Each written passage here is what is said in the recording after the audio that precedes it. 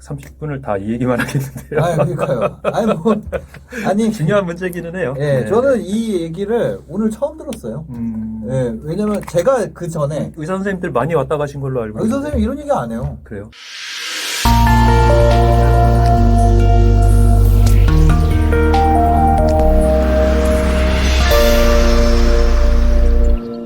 저는 봉사자가 아닌데도 이 얘기를 자주 하고 다니거든요. 그분 마음속에도 다 이런 안타까움이 있을 거예요. 네. 이대로 가서는 의료 영속성이 없다는 거는 의사들이 누구보다 잘 아니까. 제가 생각하는 거는 이런 거였어요. 의료 수가가 올라가는 거는 네. 뭔가 의사들의 욕심 때문이 그런 말을 하는 거 아닌가. 지금 제 입장에서 뭐 수가가 올라간들 네. 저는 월급 받는 의사고요. 그죠. 뭐 당장 병원에서 수가가 올라가면 응급실 돈 잘 버니까 돈 더 줄게 이럴지는 모르겠는데 뭐 저는 그런 욕심은 없어요 일단은. 그러니까 뭐 그게 그렇게 바로 또 바뀌는 것도 아니고. 네. 예, 어쨌든 병원 운영하는 입장에서는 이 얘기 맘대로 못 할 거예요. 저는 의료 소비자 입장에서도 안타까워요. 저 네. 와이프랑 이제 출산할 때 산부인과 가고 이제 입원해가지고 1인실에서 산부인과 그 개인 병원은 다 1인실이었으니까 그래서 원화주택에서 나오면서 이제 돈을 내려고 카드를 들고 갔는데 애 낳고 3일간 입원하고 뭐 자연분만이기는 했어요. 네. 자연분만이어서 더 싸긴 했는데 수술비로 제왕절개 했으면 이제 돈 100이 넘어가긴 하는데 네. 자연분만이기는 해서 첫째 낳았을 때 그래가지고 이제 카드 대고 이렇게 가려고 4일 입원을 했으니까 그래도 한 120 나오겠지 이렇게 마음을 먹고 있는데 44만 원 이렇게 얘기하는 거예요. 44만 원? 뭐 받아갖고 그냥 되는 거야. 그렇죠. 그런 생각이 들더라고요. 아니 며칠 있었다고요? 4일이요. 4일 있었는데 44만 원. 호텔비보다 안 나온 거 아니에요 결론적으로. 그러니까요. 근데 그렇게 하다가 애기 받다 사고 나면 그 산부인과 문 닫아야 된다니까. 아니 그러니까 산부인과에 입원을 시켰는데 4일에 44만 원이면 내가 차라리 물론 이제 약국장에서 의료보험공단에서 그거는 일부 더 낫지. 보전을 받기는 하는데 네. 이거는 그 의료 서비스까지 제공을 하는 거잖아요. 그렇죠. 값 다 들어가 있는 거고. 밥도 주고. 뭐 저기 좌욕 시설 네. 이용하고 뭐 다 해 그 나름 다 하고 전문 선생님들 밤에 당직 다 쓰고 해서 밤에 낳고 막 난리를 친 건데 초음파까지 다 받고. 근데 그렇게 해주면 산부인과 선생님들에 대한 안타까움이 원래 있었는데도 더 안타깝더라고요. 우리가 사용하면서도. 이거 요즘 그런 얘기 있잖아요. 개가 출산하는 것보다 사람 출산하는 값이 더 싸다고. 그런 상황이에요 지금. 네. 영속성의 문제에서 봤을 때 얘기를 안 할 수가 없는 문제예요. 네. 그러다 보니까 이제 의사 쪽에서 열심히 얘기해도 뭐 시민단체, 정부, 보험공단 이런 쪽에서 다 원치 않는 그런 구조로 계속 가니까 항상 수가 시스템 가면 수가를 결정할 때 의사가 참여는 하는데 결정권은 거의 제로에 가까워요. 야 세상에 참. 많이 들으실 기회가 있어도 이 얘기를 들으실 기회가 없구나. 네, 전혀 뭐.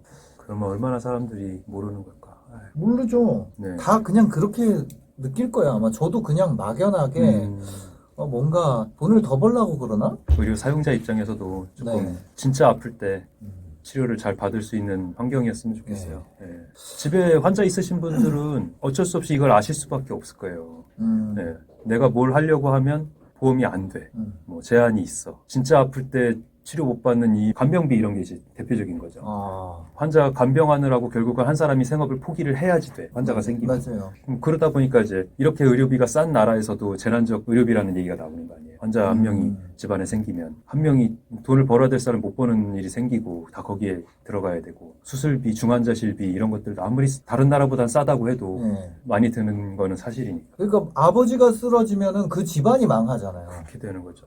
그런 악순환이 계속 벌어지는 거죠. 의료 보험이라는 게 뭐예요? 보험. 진짜 큰 일이 생겼을 때 커버해 주는 게 보험이잖아요. 근데 지금 우리의 보험은 감기 커버해 주는 의료비 조금씩 깎아주는 쿠폰 같은 보험. 근데 진짜 보험의 역할을 하려면 생명의 필수적인 의료에 적극 지원하는 게 진짜 보험이죠. 그렇죠. 근데 지금 그게 되냐? 안 되고 있지.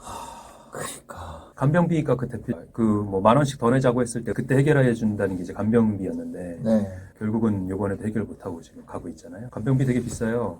입원비가 6인실 기준으로 요즘 4인실까지 의료보험이 되는데 그나마 보장 폭이 좀 넓어져서 4인실이 해서 뭐 2만 원, 3만 원 이제 받으면 간병비가 6만 원이에요. 거꾸로. 참 그렇죠. 대학병원은 진짜 적자겠네요. 대학병원은 적자가 오히려 아니죠. 왜요? 왜냐하면 일단 시설에서 나오는 비용들이 보존이 되고 장례식장 이런 것들이 잘 돼 있잖아요. 그 다음에 인턴 레전트가 인력의 상당 부분을 차지하잖아요. 인턴 레전트는 엄청 싼 인력이란 말이에요. 그러다 보니까 그 인력이랑 그다음에 간호사들도 이제 다른 나라보다 훨씬 싼 인력이고 네. 이제 지방에 있으면 지방이라는 게 무슨 저 밑에 지방 얘기하는 게 아니라 네. 수도권 외곽만 해도 네. 간호사를 못 구해요. 아, 수도권 외곽에 수도권 있는 외곽만 종합병원 이런 데. 네, 종합병원만 해도 간호사를 못 구해가지고 간호사 구하느라고 허덕허덕 한단 말이에요. 대학병원들은 그런 면에서 자유로우니까 네.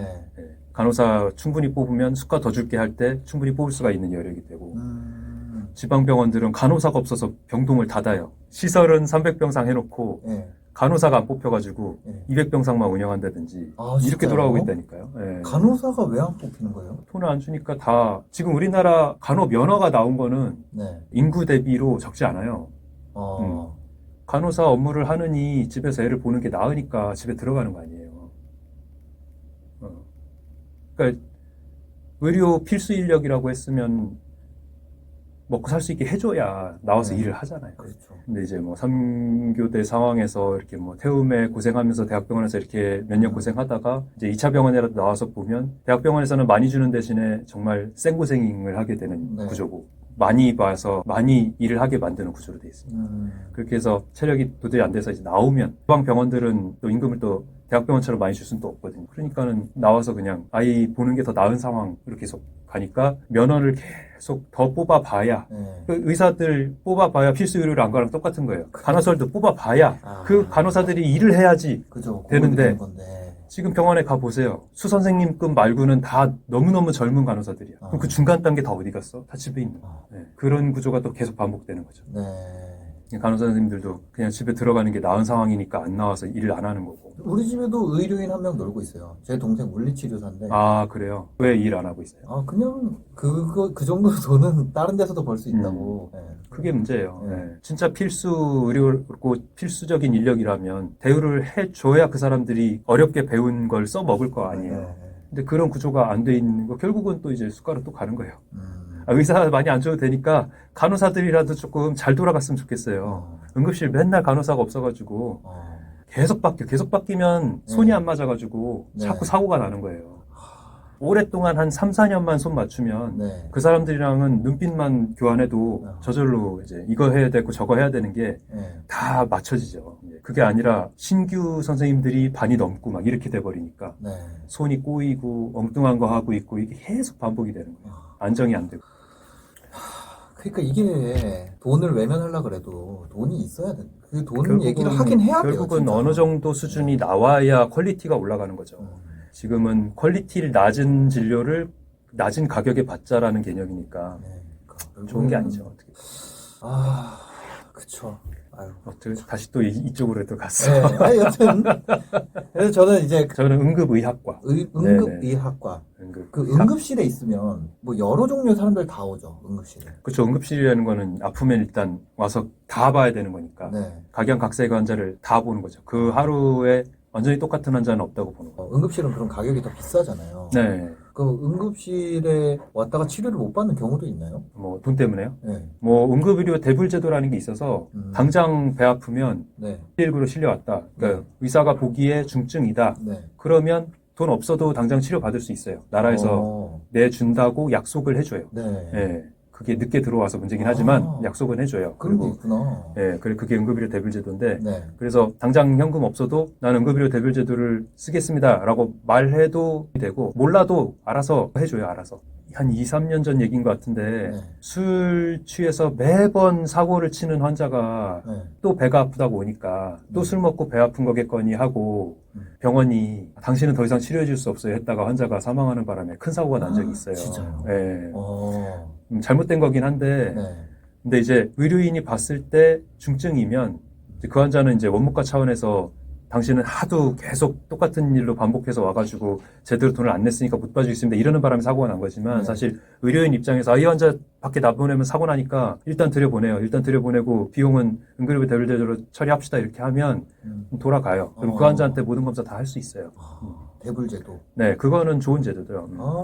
이런 게 있구나. 그래서 돈이 없어서 못 받는 거는 없는데, 네. 물론 그게 이제 여러 번 반복돼가지고 그러면 그 대불제도에서 나온 돈을 나라가 구상권을 청구하게 되면 이제 그 환자로 아팠던 사람의 그 재산 중에서 일부를 처분을 해서 또 이제 내게 되고 그런 문제가 생기니까 네네. 계속 이용할 수는 없겠죠. 한계가 있겠죠. 자기가 나중에는 그 환자한테 이제 뭐 구상권을 청구하는 예, 나라에서 구상권을 청구해서 받는 네네네. 거예요. 예. 그러니까요. 근데 일단 뭐 보호자가 누군지도 모르고 그래도 그런 상황이라도 네. 대불제도로 해서 우리 치료하자. 그런 일이 응급실에서 굉장히 많아요. 무명남, 무명녀, 뭐 네. 대학병원에 있을 때는 레전트 때는 무명이 하루에도 너무 많으니까 지역으로 해요. 그 지역 119가 데려왔다 이렇게 해가지고 뭐 119. 산곡 무명 1 이런 식으로 네네네. 하기도 하고 교통사고 이런 경우는 네.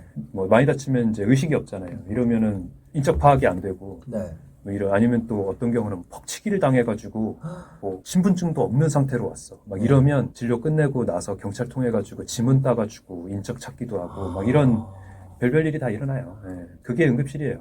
응급실이 사망 선언을 제일 많이 하는 공간이죠. 바깥에서 쓰러져도 심폐소생술을 하면서 응급실로 들어오니까. 중환자실보다 더 많이 죽어요? 명수 대비로 보면은 중환자실 당이 더 많겠지만 사망 선언을 해야 되는 케이스로 보면 응급실이 압도적으로 많죠. 왜냐하면 밖에서 심장이 멈춘 케이스까지 심폐소생술을 하면서 다 응급실로 와서 네. 의사가 확인을 해야 사망 선언이 되는 거기 때문에 그러다 보면 젊은 사망도 종종 보게 되고 오토바이 사고인데 요즘 배달하시는 분들 많잖아요. 네네네. 생업으로 배달하시던 나랑 비슷한 나이에 아빠가 머리 쪽으로 다쳐가지고 사경을 헤매고 막 이러면 마음 되게 아프죠. 네, 그런 일들이 생겨요. 사고 되게 많이 일어나죠? 그럼요. 병원에 있으면은 뭐 그런 일들이 그냥 시시각각 일어나죠. 특히 그럼, 지금 코로나 때문에 네. 대학병원들이 환자를 못 받는 이미 꽉 차 있는 그런 상황이 벌어지면 네. 우리 같은 이제 지방 2차 병원들도 이제 환자에 대한 크라우딩이 심해질 수밖에 없죠. 119에서 계속 전화 와요. 받아줄 수 있는. 119에서 먼저 연락을 해보고 네, 병원을 연락해줘요. 도는 거예요. 네, 받을 수 있느냐. 저희 같은 경우는 이제 격리실이 따로 공간이 준비가 안 돼 있어가지고 네. 검사가 필요한 그 열나는 환자는 못 받는다. 네. 그 외에는 다 수용할게. 이런 식으로. 그 지역이 아니라 다른 데로 가는구나. 되는 일이 요즘 더 많이 생기고 있죠. 코로나로. 지금 어디 예. 검사가 끝나가지고 이 환자는 꼭 대학병원 가서 치료를 받아야 돼. 그러면 받아줄 데가 없어갖고 난리예요 지금. 하루하루 계속 전원 보낼 때마다 스트레스가 계속 쌓이고 있어요. 네. 우리만 스트레스가 쌓이는 게 아니라 환자도 악화되죠. 네. 갈 곳을 빨리 찾아서 빨리 가서 빨리 치료받아야 되는데 네. 코로나 검사 여기서 안 했죠? 그러면 일단 격리 병실이 없으니까 못 받아요. 막 이렇게 나와버리니까. 코로나 검사라는 단계가 있기 때문에. 네. 저희에도 열나서 고생을 했지만 여러분들도 지금은 열나면 안 되는 시기예요. 열나면 지금 의료자원이 거의 다 소진이 된 상태라 열나면 치료를 제대로 못 받는 상황이 생길 수 있는 지금 위기 상황이에요. 지금 거의 풀가동되고 있죠. 네, 대학병원들은 거의 다 저희가 수원에 있거든요, 병원이. 네네. 수원에 4개의 대학병원이 있어요. 뭐 인구도 많긴 하지만 대학병원도 많은 편이긴 한데 지금 계속 꽉 차 있고 동수원병원이나 이런 공공병원은 코로나 전담병원이 다 되어 있기 때문에 더 환자를 못 받는 상황이고. 생각보다 더 큰 상황이네요. 그럼요. 의료 자원이라는 게 원래도 아까 말씀드렸듯이 중환자실 이런 거에 대해서는 최소한만 운영하고 있다 그랬잖아요. 네. 여유 있게 중환자실을 비워두면 그 비워두는 만큼 병원이 엄청 손해를 보니까 그러니까 빡빡하게 딱 채워놓는단 말이에요.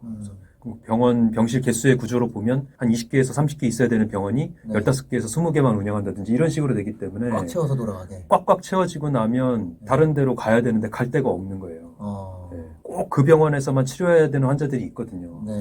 아주 특수한 경우들이 있으니까 저희 병원은 지금 머리 열어서 수술할 수 있는 신경외과가 없거든요. 근데 물론 그 종합병원 중에서도 제가 김포에서 근무할 때는 머리 열어서 수술할 수 있는 뇌혈관 센터가 제대로 구성이 되어 있었어요. 그렇게 급성기를 아주 세팅을 잘하는 병원이 있는가 하면 거기까지 아직 못 간 병원도 있는 거예요. 그러면은 뇌출혈이 확인이 됐는데 갈 데가 없어. 막 이렇게 돼버리는 일이 시시각각 막 벌어지는 거예요. 예전에는 그러면은 받을 곳이 여기서 해결되겠다 이렇게 어느 정도 예상이 됐는데 지금은 이 지역 수원 지역을 넘어서 밑에 뭐 동탄 갔다가 동탄도 안 된다 그러면 충남 내려갔다가 막 이런 식으로 막 연락을 돌려야 되는 뭐 그런 상황이 계속 반복돼서 심각하죠. 잘못 아프면 제대로 치료를 못 받는 상황이 생길 수 있는 상황이에요. 지금은 아프면 안 되겠네요. 네, 아프면 안 돼요. 지금 열나면 안 돼요. 특히 열나면 안 돼요. 큰일 나요. 참 별별 경험을 다 해보네요. 핸드폰으로 녹화한다고 하시더니 진짜 핸드폰으로 녹화하시네. 스튜디오에 이렇게 빈만 하나 있으면 되는구나. 스튜디오 구경 한번 해볼까요? 카메라가 이렇게 있고 옆에 모니터 하나 있고 물 하나 주시고 조명을 이렇게 하나 설치를 하는구나. 칸막이 있고 아주 간단하면서 심플하고 효율적으로 준비하셨네요. 밖에는 편집 작업하시는 분들인가